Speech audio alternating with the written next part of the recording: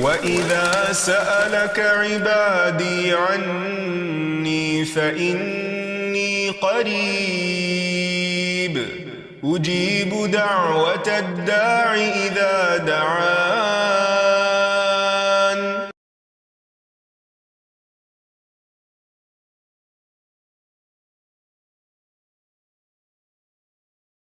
نحمده ونصلي على رسوله الكريم اما بعد فاعوذ باللہ من الشیطان الرجیم بسم اللہ الرحمن الرحیم رب اشرح لي صدری ویسر لي امری واحلل عقدۃ من لسانی یفقہوا قولی.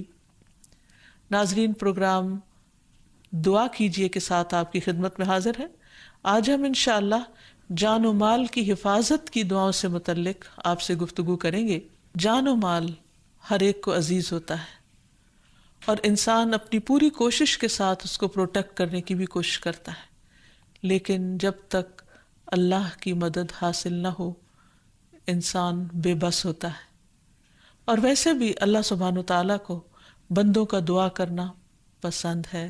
اللہ تعالیٰ فرماتے ہیں وَقَالَ رَبُّكُمُ ادْعُونِي أَسْتَجِبْ لَكُمْ، تمہارا رب فرماتا ہے کہ مجھ سے مانگو میں تمہاری دعا قبول کروں گا. اور جو نہیں مانگتے، جو اس سے مانگنے سے تکبر کرتے ہیں، ان الذین یستکبرون عن عبادتی سیدخلون جہنم داخرین، جو میری عبادت یعنی دعا، یہاں عبادت دعا کے معنوں میں، جو میری عبادت سے تکبر کرتے ہیں یعنی اللہ تعالیٰ کے آگے جھکتے نہیں، اللہ کے آگے ہاتھ نہیں پھیلاتے، تو وہ عنقریب ذلیل ہو کر جہنم میں داخل ہوں گے. تو گویا دعا جہاں افضل عبادت ہے وہاں پر دعا نہ کرنا، اللہ تعالیٰ سے ناراض ہونا اور اللہ تعالیٰ سے منہ موڑنا، یہ تکبر کی علامتیں ہیں جو بالآخر انسان کی ذلت کا سبب ہے. اور پھر دعا کرتے وقت اللہ سبحانہ تعالیٰ کی حمد و ثنا، اللہ تعالیٰ کی تسبیح کرنا. دو کلمات اللہ تعالیٰ کو بہت پیارے ہیں، میزان میں بہت بھاری ہیں لیکن زبان پہ بہت ہلکے ہیں، اور وہ ہیں سبحان اللہ و بحمدہ سبحان اللہ العظیم. انسان کئی بار ان کلمات کا ورد کرے، اس کے بعد درود پڑھے اور پھر اللہ تعالیٰ سے جو بھی اس کی حاجت ہے یا اپنے جان مال کے بارے میں جس قسم کا بھی خوف اس کو لاحق ہے وہ اپنے رب کے سامنے عرض کرے اور اس سے حفاظت کی دعا کرے تو اللہ تعالیٰ اس کو محفوظ کر دے گا انشاءاللہ. جہاں تک جان و مال کی حرمت کا تعلق ہے تو اس بارے میں ہمارے دین نے بہت واضح ہدایات دے رکھی ہیں. رسول اللہ صلی اللہ علیہ وسلم نے فرمایا ایک مسلمان کی ہر چیز دوسرے مسلمان پر حرام ہے، اس کا خون اور اس کا مال اور اس کی عزت و آبرو کہ انسان اس کو کوئی نقصان پہنچائے یا داغدار کرے. حجۃ الوداع کے موقع پر نبی صلی اللہ علیہ وسلم ہزاروں لوگوں کے بیچ میں ان سے پوچھتے ہیں کہ لوگوں بتاؤ آج کون سا دن ہے، یہ کون سا شہر ہے اور آج کون سا مہینہ ہے.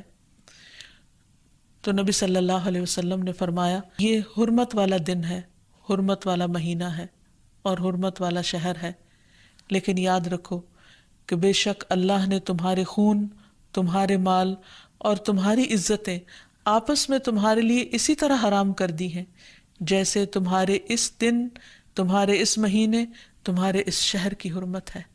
سوچئے اگر ہمارا رویہ دوسرے مومنوں کے ساتھ ایسا ہی ہو جائے جیسے ہمارا ان مقدس مقامات کے ساتھ ہے تو پھر ہمارے آپس کے معاملات کس قدر خوشگوار ہو سکتے ہیں. ایک اور موقع پر نبی صلی اللہ علیہ وسلم نے مومن کی حرمت کعبے کی حرمت سے 3 گنا زیادہ بتائی. عبداللہ بن عباس فرماتے ہیں کہ رسول اللہ صلی اللہ علیہ وسلم نے کعبہ کی طرف دیکھا اور فرمایا اے گھر تجھے مرحبا ہو، ویلکم، تو کتنا عظیم ہے، تیری حرمت کتنی عظیم ہے، لیکن ایک مومن کی حرمت اللہ کے ہاں تیری حرمت سے زیادہ عظیم تر ہے. یعنی اس جگہ کو اللہ نے بے شک اپنا گھر قرار دیا لیکن مومن کی عزت کو اس سے بھی زیادہ اہم قرار دیا. بے شک اللہ نے تیری ایک چیز حرام کی اور مومن کی 3 چیزیں حرام کی، اس کا خون، اس کا مال اور یہ کہ اس کے بارے میں برا گمان کیا جائے. یعنی کہاں یہ کہ اس کے خلاف بدزبانی کی جائے، تہمت یا الزام تراشی کی جائے، اس کے بارے میں برا سوچنا بھی اس کی عزت کے منافی ہے۔ پھر اسی طرح جہاں تک مومن کی جان کی حرمت کا تعلق ہے تو رسول اللہ صلی اللہ علیہ وسلم نے فرمایا اگر تمام آسمانوں اور زمین والے کسی مومن کے قتل میں شریک ہوں تو اللہ تعالیٰ ان سب کو جہنم میں دھکیل دے گا۔ یعنی اللہ سبحانہ وتعالیٰ کے نزدیک ایک مومن کی جان اتنی قیمتی ہے۔ اسی طرح آپ صلی اللہ علیہ وسلم نے یہ بھی فرمایا کہ اس ذات کی قسم جس کے قبضے میں میری جان ہے، مومن کا قتل کرنا اللہ کے نزدیک تمام دنیا کے تباہ ہونے سے زیادہ ہے۔ یعنی پوری دنیا کا زوال ایک طرف اور ایک مومن کی جان لینا ایک طرف۔ یعنی اللہ سبحانہ وتعالیٰ پھر ایسے شخص کو کیسے چھوڑے گا، کیسے معاف کرے گا جو اتنی بڑی حرمت کو پامال کر دے۔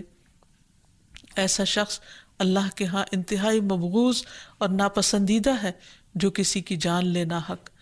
اور پھر جان کے علاوہ مال کی حرمت، اسی لیے چوری کو حرام قرار دیا گیا اور چور کے ہاتھ کاٹنے کا حکم دیا گیا تاکہ لوگوں کے مال محفوظ رہ سکیں۔ رسول اللہ صلی اللہ علیہ وسلم نے فرمایا کسی شخص کے لیے اپنے کسی بھائی کا مال ناحق لینا جائز نہیں۔ یہ اس لیے ہے کیونکہ اللہ نے ایک مسلمان پر دوسرے مسلمان کا مال حرام قرار دیا ہے، حتیٰ کہ ہنسی مذاق میں بھی اپنے بھائی کا مال ہتھیانے کی ممانعت ہے۔ رسول اللہ صلی اللہ علیہ وسلم نے فرمایا تم میں سے کوئی شخص اپنے بھائی کی کوئی چیز ہرگز نہ لے، نہ مذاق میں نہ حقیقتاً۔ پھر اسی طرح لوٹ مار کرنے کی ممانعت ہے۔ پھر کسی کا ایک لقمہ بھی ناحق نہیں کھانا چاہیے، کیونکہ ایسا کرنا اللہ سبحانہ وتعالیٰ کے نزدیک سخت ناپسندیدہ ہے۔ فرمایا جس نے کسی مسلمان کا ناحق ایک لقمہ کھایا، یعنی اس کی مرضی کے بغیر، اور فرمایا کہ ایک مرتبہ بھی کھایا تو اللہ تعالیٰ اسے اتنا ہی جہنم کا کھانا کھلائیں گے۔ اس لیے اس معاملے میں بہت احتیاط کی ضرورت ہے اور ہر طرح کی خیانت سے بچنا چاہیے۔ آپ صلی اللہ علیہ وسلم نے فرمایا مسلمان کی گمشدہ چیز آگ کی لپٹ ہوتی، یعنی بجائے اس کے کہ انسان اسے اس کے اصل مالک تک پہنچائے، اسے اگر ہڑپ کر جائے تو یہ ایک بہت بڑا ظلم ہے۔ پھر اسی طرح یہ ہے کہ جان و مال کے تحفظ کے اسباب بھی ہمیں بتائے گئے کہ کس طرح اس کو محفوظ کیا جائے۔ اس میں اگر کوئی شخص اپنی جان اور مال کی حفاظت کرتے ہوئے اپنی جان بھی دے دیتا ہے تو اس کو شہادت کا مقام دیا گیا۔ رسول اللہ صلی اللہ علیہ وسلم نے فرمایا جو شخص اپنے مال کی حفاظت کرتے ہوئے مارا جائے، یعنی اس سے یہ پتہ چلتا ہے کہ مال کی حفاظت ضروری ہے، اگر اس کی حفاظت کرتا ہوا مارا جائے تو وہ شہید ہے۔ جو شخص اپنے اہل خانہ کی حفاظت کرتا ہوا مارا جائے وہ بھی شہید ہے، اور جو اپنے دین کی حفاظت کرتا ہوا مارا جائے وہ بھی شہید ہے، اور جو اپنی جان کی حفاظت کرتے ہوئے یعنی کوئی اسے قتل کرنا چاہ رہا ہے اور وہ اپنے آپ کو بچا رہا ہے لیکن پھر بچتا نہیں اور مارا جاتا ہے تو وہ بھی شہید ہے۔ اس سلسلے میں ایک اہم بات یہ بھی ہے کہ انسان اپنی طرف سے سارے احتیاطی تدابیر اختیار کرنے کے بعد اللہ سبحانہ وتعالیٰ پر بھروسہ کرے اور اپنے آپ کو اللہ کے سپرد کرے۔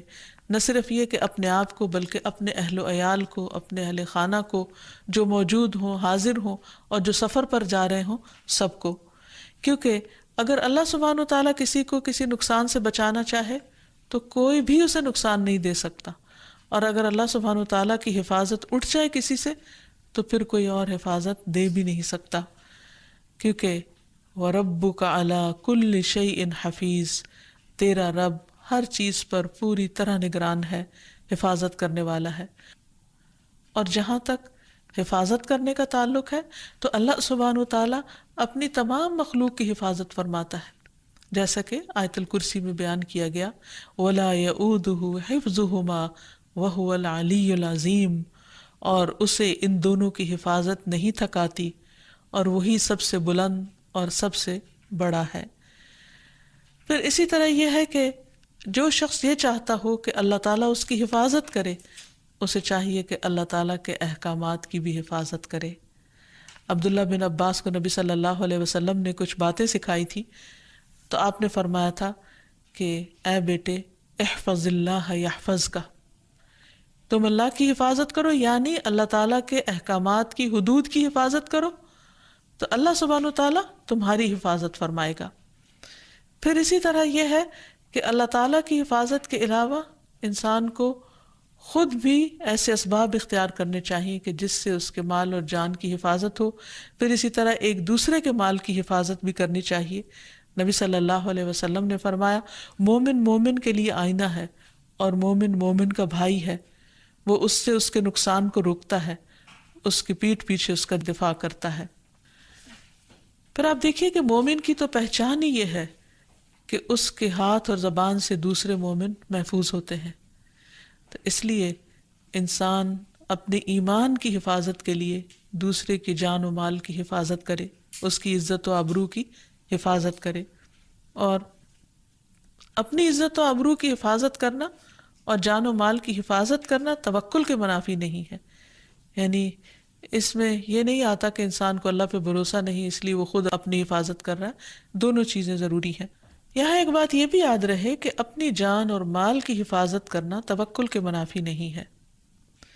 انسان اللہ تعالیٰ سے دعا بھی کرے، اسی کو مدد کے لیے پکارے، لیکن اس کے ساتھ ساتھ اسباب بھی اختیار کرے.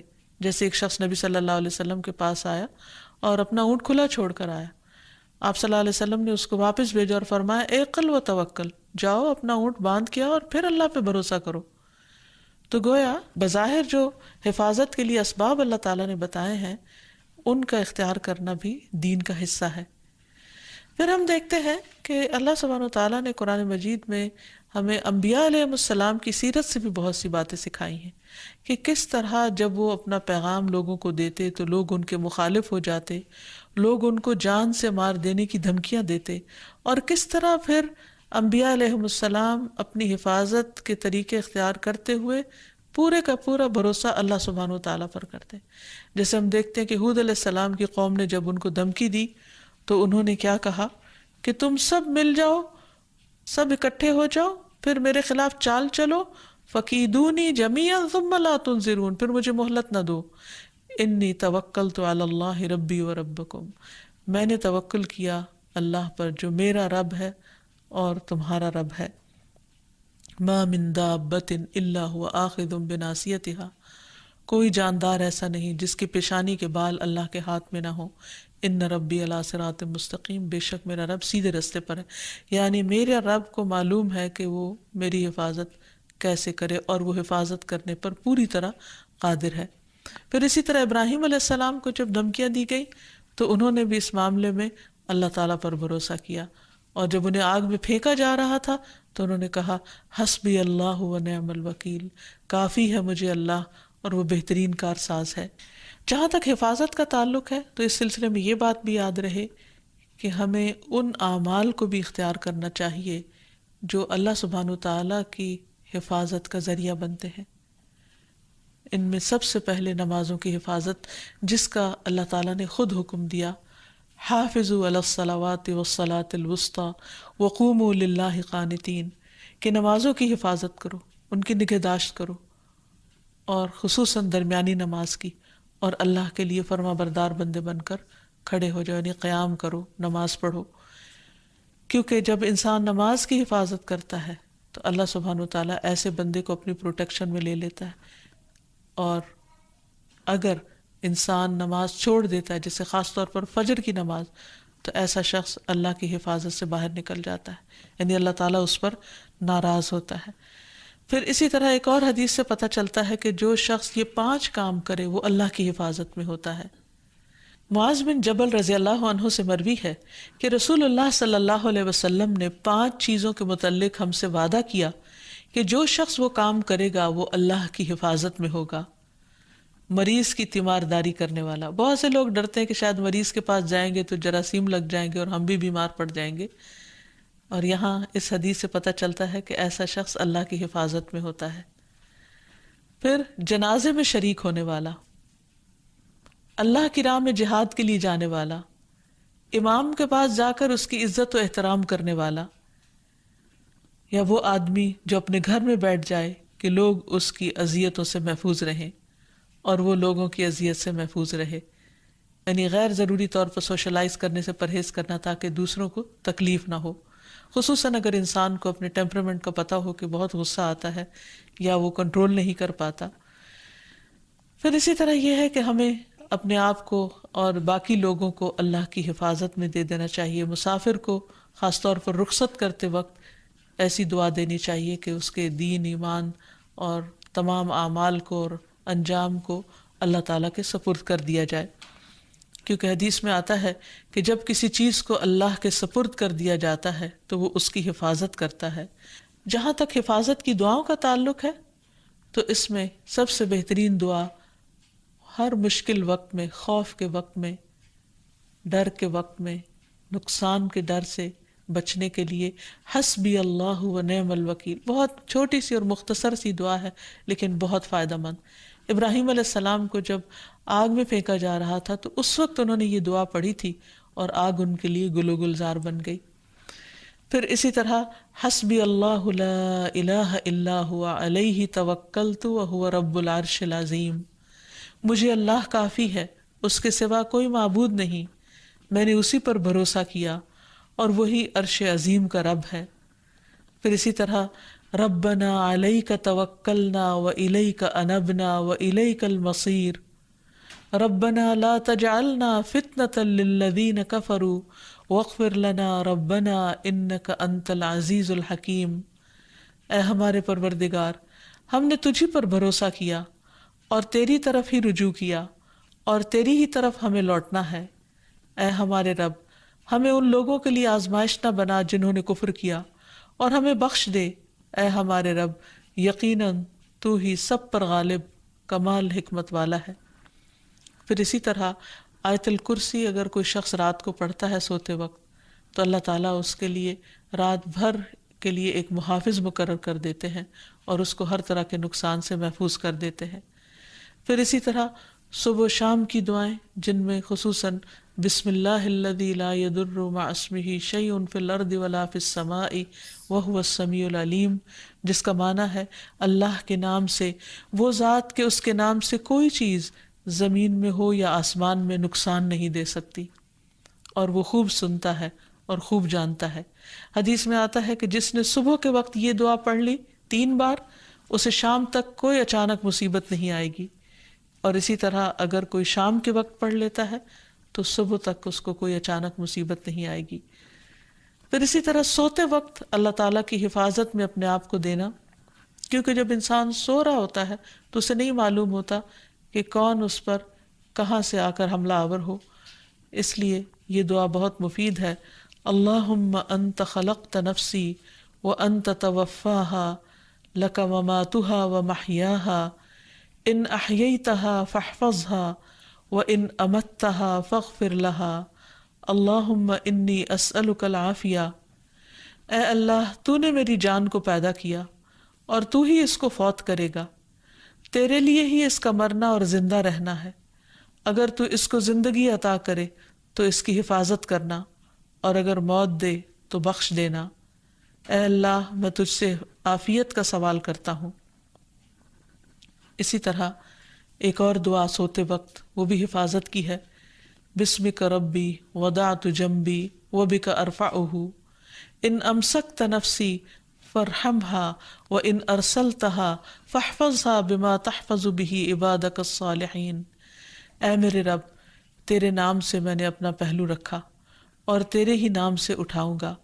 اگر تو نے میری جان کو روک لیا، یعنی اپنے پاس فوت کر دیا، تو تو اس پر رحم کرنا، اور اگر چھوڑ دیا یعنی زندگی باقی رکھی تو تو اس کی حفاظت کرنا جس طرح تو صالح بندوں کی حفاظت کرتا ہے.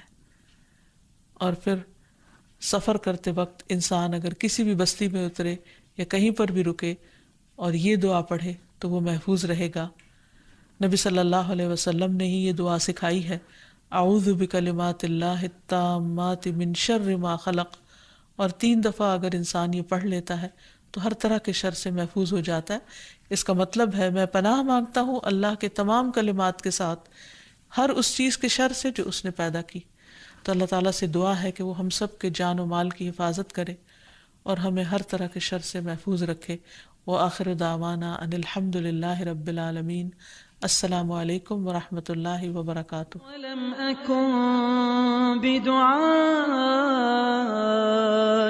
رب شقيا.